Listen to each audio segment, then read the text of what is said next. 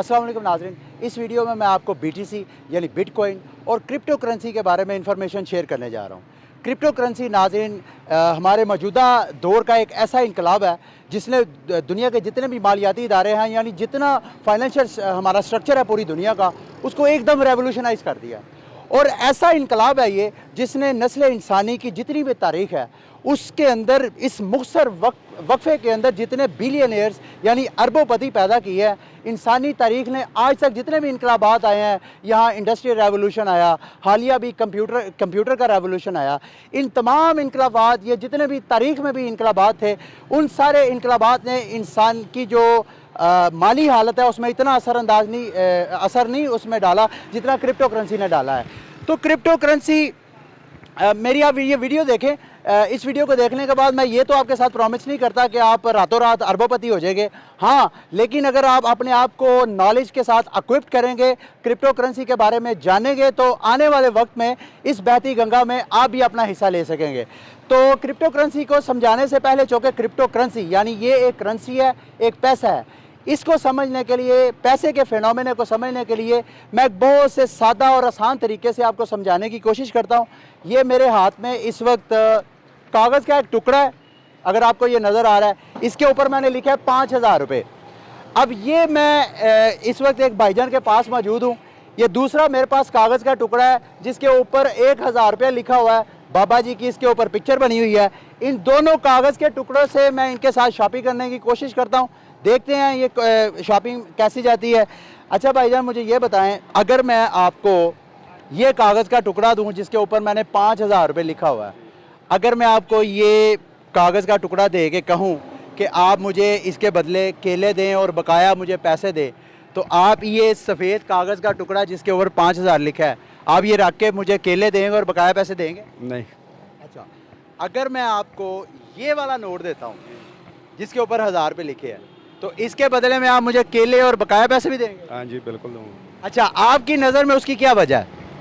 उसकी वजह है कि ये ग्रांटेड है। अच्छा, ये कुछ भी नहीं, यानी ये नकली है। ये सादा कागज। तो देखा, एक तो ये फिनोमेना है पैसे का कि पैसा असली और नकली होता है। और असली और नकली कैसे तय होता है? जितने भी हमारे पेपर करेंसीज होती हैं या जितनी भी हमारी फियाट करेंसी है, जो हमारी सेंट्रल बैंक है पाकिस्तान में, स्टेट बैंक ऑफ पाकिस्तान है, उसकी ज़मानत जिस कागज़ के टुकड़े के ऊपर होती है, वो कागज़ का टुकड़ा उतनी ही कीमत का हो जाता है जितनी कि उस पेपर के ऊपर स्टेट बैंक ऑफ पाकिस्तान ने स्टैंप लगाई होती है। तो अब मैं एक दूसरा फिनोमेना भी आपको पैसे का पेश करता हूँ। अच्छा, मुझे ये बताएं कि अगर मैं आपको गोल्ड दूँ, सोना, जो कि असली सोना, वो दे के बदले में आपसे केले लेना चाहूँ, आपकी पूरी रेडी ख़रीदना चाहूँ, तो क्या आप मेरे साथ तजारत करेंगे? नहीं, मैं नहीं। क्या गोल्ड आपको पसंद नहीं है या क्या? गोल्ड तो असली दूंगा ना मैं आपको। हाँ जी, वो तो ठीक है, हाँ। लेकिन मैं उसका क्या करूँगा? नहीं, आप बेच तो सकते हैं ना। मतलब मैं आपको बताना ये चाह रहा हूँ, क्या गोल्ड भी तो ट्रेड के लिए इस्तेमाल हो सकता है ना, एज अ पैसा? हाँ जी। तो आप अगर मैं आपको गोल्ड देता हूँ, अभी तो मैंने आपको ये कागज़ के टुकड़े दिए ना, अगर मैं इसकी बजाय आपको गोल्ड देता हूँ, असली गोल्ड, तो गोल्ड रख के भी आप मेरे साथ तिजारत कर सकते हैं? नहीं भाईजान, वो ऐसे है ना कि मैं उसकी कीमत नहीं दे सकता आपको। आप नहीं दे सकते, यानी उसकी कीमत है। हाँ जी। अच्छा, एक फिनोमेना जैसे पैसों का फिनोमेना तो मैंने आपको बताया, जिसमें आपको एक सेंट्रल बॉडी की, एक थर्ड बॉडी की ज़मानत की ज़रूरत है। अब ये दूसरा फिनोमेना है जैसे गोल्ड है, इसमें आपको किसी ज़मानत की ज़रूरत नहीं है। आप दुनिया के किसी भी कोने में चले जाएं, आपके पास गोल्ड की कोई रिंग है या कोई भी आपने गोल्ड की चीज़ बनाई हुई है, आप उसको जाके किसी भी कंट्री में आप उसके साथ जाके ट्रेडिंग कर सकते हैं, खरीदो फरोख्त कर सकते हैं। तो यही फिनोमेना जो है क्रिप्टो करेंसी का है। यानी क्रिप्टो करेंसी एक ऐसी करेंसी है जिसको आप डिजिटल गोल्ड भी कह सकते हैं। इसका फिजिकली कोई वजूद नहीं है। जितनी करेंसीज हैं, most of the crypto currencies जो है वो डिसेंट्रलाइज हैं, यानी उनको पीछे से कोई कंट्रोल नहीं कर रहा। कंप्यूटर में एक सॉफ्टवेयर है, उस सॉफ्टवेयर के ज़रिए उस जो करेंसी है उसकी ट्रांजेक्शन्स की जाती हैं, उनको वैलिडेट किया जाता है। अब मैं आता हूँ कि क्रिप्टो करेंसी असल में है क्या। 90 की दहाई के अंदर जितने भी हमारे इकोनॉमिस्ट थे, जो एक्सपर्ट थे, उनकी सबसे बड़ी टेंशन ये थी कि कैसे ये जो बैनुल कौमी ट्रांजैक्शंस होती हैं, यानी एक मुल्क जब दूसरे मुल्क को कोई चीज़ देता है तो उसके बदले में जब कोई पैसे लेता है तो कैसे इस ट्रांजैक्शन को इंस्टेंट किया जाए, तेज़ तर किया जाए और फ़ीस को भी कम से कम किया जाए। तो 21वीं सदी के आगाज़ में सतोशी नाकामोटो के नाम का एक नामालूम शख्स कह लें या नंबर ऑफ़ पीपल का एक ग्रुप कह लें, उसने एक थीसिस पेश किया। उस थीसिस के मुताबिक बिल्कुल गोल्ड की तरह उसने कहा कि हमें एक दूसरे के साथ ट्रांजैक्शंस करने के लिए किसी सेंट्रल बैंक की ज़रूरत नहीं है, किसी हमें सेंट्रल बॉडी की ज़रूरत नहीं है। पीयर टू पीयर ट्रांजैक्शन करें, मैं यहाँ से ट्रांजैक्शन करता हूँ इनको, ये मेरे जैसे इनके वॉलेट में पैसे चले जाएं, ये मुझे बदले में केले दे दे। तो सतोशी नाकामोटो का ये आइडिया बहुत ज़्यादा एक तरह का रेवोल्यूशनाइज था, लेकिन उसमें इब्तिदा में तनकीद ये हुई कि जब तक कोई सेंट्रल बॉडी नहीं होगी तो इसकी करेंसी की वैल्यू या इसकी, जैसे इन्होंने कहा कि ये नकली पेपर है और ये असली पेपर है, तो सेंट्रल बॉडी के होते हुए इसकी असली और इसके नकली होने का भी तयन हो जाता है और इसकी वैल्यू का भी तयन हो जाता है। लेकिन अच्छा मुझे ये बताएं, क्रिप्टो करेंसी का नाम आपने सुना कभी? नहीं, आपसे सुन रहे ये मेरे से ही सुनने हैं।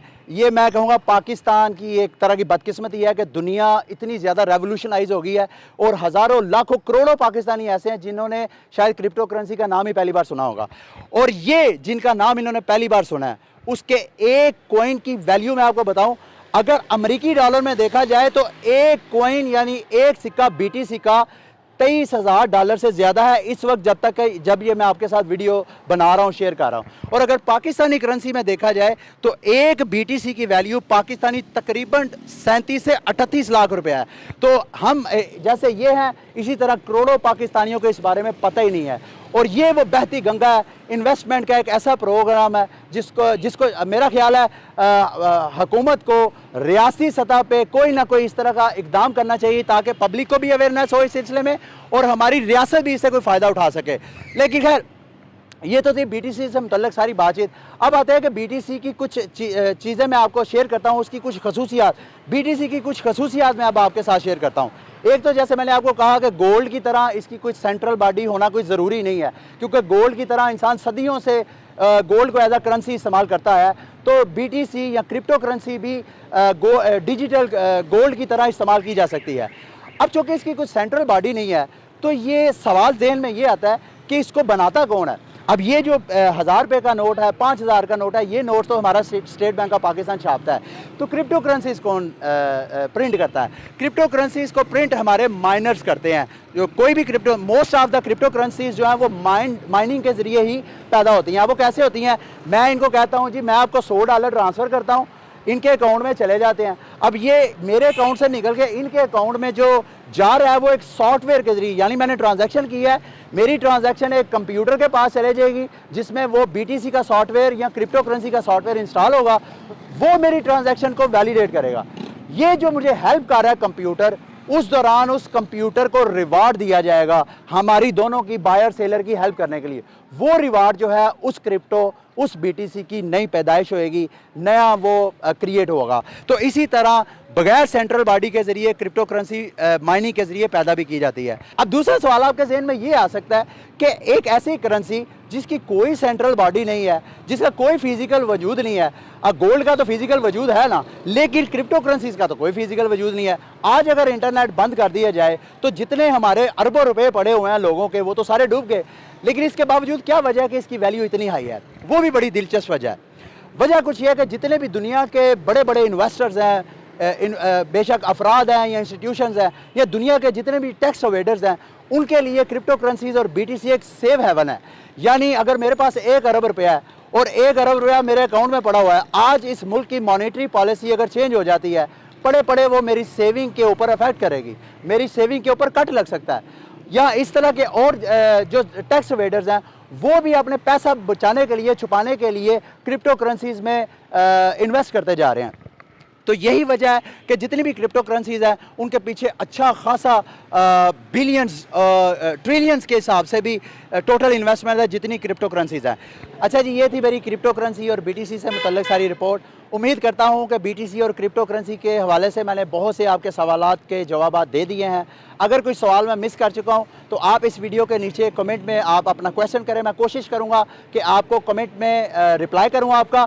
अगर मुमकिन हुआ तो मैं आपके लिए एक नई रिपोर्ट भी बना दूँगा आपके सवालात को एड्रेस करने के लिए। इस वीडियो को ख़त्म करने से पहले मैं ये बात ज़रूर करना चाहूँगा कि क्रिप्टो करेंसी के मुतल्लिक हमारे मुल्क में इतनी अवेयरनेस नहीं है और इस अवेयरनेस को बढ़ाने के लिए एक बहुत ही साउंड आवाज़ जो है हमें नज़र आती है, वो है वकार ज़कात साहब की। वकार ज़कात साहब हमारे सोशल एक्टिविस्ट हैं और क्रिप्टो करेंसी के अंदर एक तो उनका अपना स्टेक भी है, और इसके अलावा वो जितने भी हमारे सोशल इश्यूज़ हैं, आप अगर सोशल मीडिया पे उनको फॉलो कर रहे हैं तो आप देख रहे होंगे कि हमारे बहुत से सोशल इश्यूज़ के ऊपर उनकी कंट्रीब्यूशन है। तो वकार ज़कात साहब ने, हमारे FIA ने क्रिप्टो करेंसी को बैन कर दिया था। उन्होंने सिंध हाई कोर्ट से एक हुक्मनामा इशू करवाया जिसमें FIA को कहा गया कि क्रिप्टो करेंसी वाले अफराद को जो फ्रॉड नहीं कर रहे हैं और लीगल तरीके से, जायज़ तरीके से काम करना चाह रहे हैं, उनको काम करने दिया जाए, उनको हरासा ना किया जाए या उनको अरेस्ट वगैरह ना किया जाए।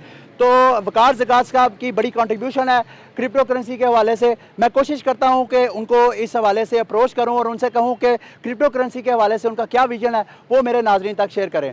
अंटिल नेक्स्ट वीडियो, मुझे इजाज़त दीजिए। अल्लाह हाफिज़।